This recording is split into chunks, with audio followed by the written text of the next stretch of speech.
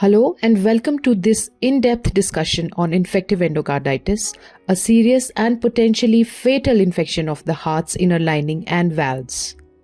In this video, we will cover what infective endocarditis is and why it occurs, the causes and risk factors, how it develops and leads to life-threatening complications, the signs and symptoms to look out for, diagnosis including blood tests and imaging, the best treatment options including when surgery is needed, and how we can prevent this deadly condition.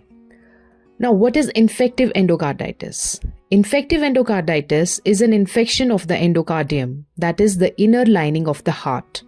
It most commonly affects the heart valves, either native or prosthetic, but can also occur on low pressure side of the ventricular septal defect, the mural endocardium, when turbulent blood flow causes damage, intracardiac devices such as pacemakers or defibrillators. How does it happen? The key feature of infective endocarditis is the formation of vegetations, bacteria attached to the damaged endocardium, resulting in accumulation and activation of platelets. Activated platelets cause deposition of fibrin, bacteria, and inflammatory cells on the endocardium of the damaged heart tissue. These clumps are called vegetations. Part of these vegetations can break off and embolize, leading to strokes, organ infarctions, or abscesses in different parts of the body. Classification of infective endocarditis. Infective endocarditis can be classified based on tempo of the disease progression.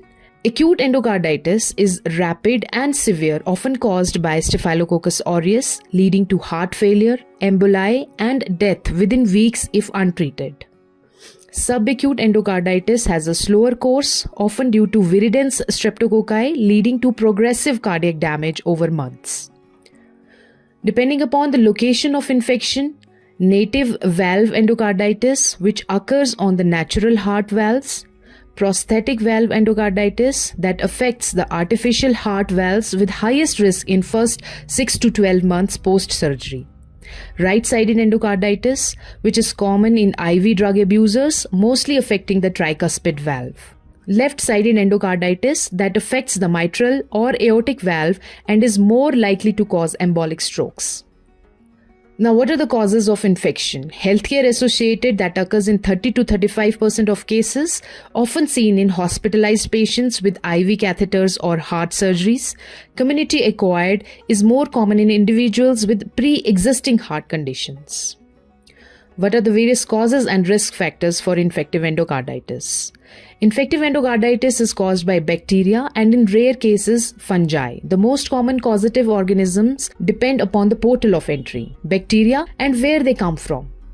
Viridans streptococci. It comes from the oral cavity after any dental procedure or poor hygiene. Staphylococcus aureus arises from the skin and IV drug use. Enterococci from GIT or genitourinary tract. Haecke group of organisms, that is Haemophilus, Aggregatibacter, Cardiobacterium, Echinella, Kingella, comes from the oral flora. Streptococcus galolyticus, previously called Streptococcus bovis, is associated with colonic tumors. Risk factors for endocarditis are the heart conditions like prosthetic heart valves, congenital heart disease, prior history of endocarditis, or rheumatic heart disease, procedures and infections like recent dental, gastrointestinal or urological procedures, IV drug use, which is a major risk factor in developed countries, or long-term catheters or pacemakers. Weakened immune system as in diabetes, cancer, or HIV and AIDS. Pathogenesis. Now, how endocarditis develops. Normally, the endocardium resists infection. However, damage to the heart valves or the endothelium allows bacteria to adhere and form infected vegetations.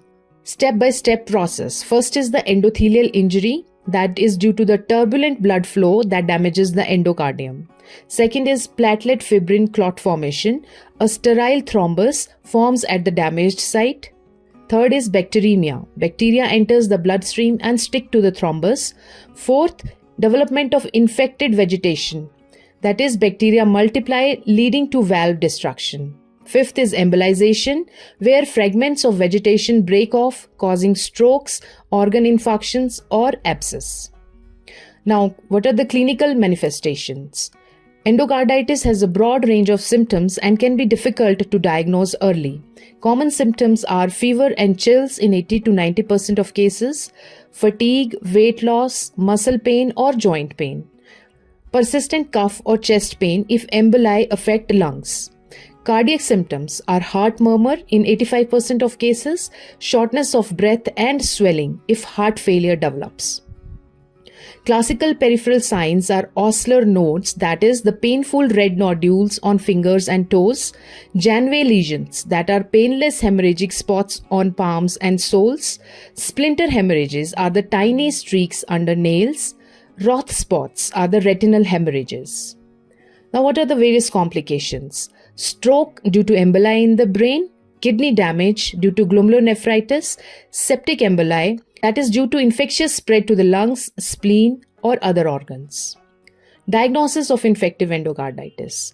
Key diagnostic tests include blood cultures, where we need to take 3 sets from 3 different sites before the start of antibiotics.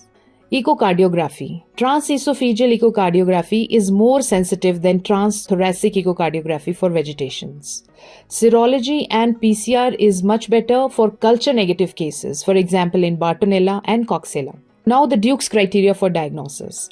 For definitive diagnosis of endocarditis, we require at least 2 major criteria or 1 major plus 3 minor criteria as shown in this slide. Treatment of infective endocarditis. Antibiotic therapy for 4 to 6 weeks intravenous.